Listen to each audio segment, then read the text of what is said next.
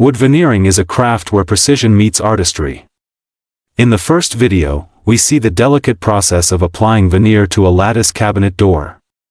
Every cut and placement must be exact, ensuring that the grain aligns perfectly with the intricate frame. The artisan works patiently, trimming and pressing each section to create a seamless, polished look. This attention to detail doesn't just enhance aesthetics, it strengthens the surface and preserves the wood beneath. In the second video, we witness the skill of hand-applied veneer edging.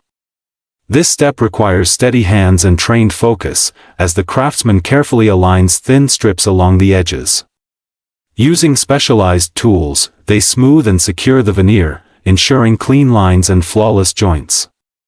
This meticulous work elevates simple wooden pieces into refined furniture, where every edge is precise and every finish is smooth. Together, these techniques showcase the timeless value of hand craftsmanship. Veneering is more than just covering surfaces, it's about transforming raw materials into furniture that blends durability, elegance, and artistry.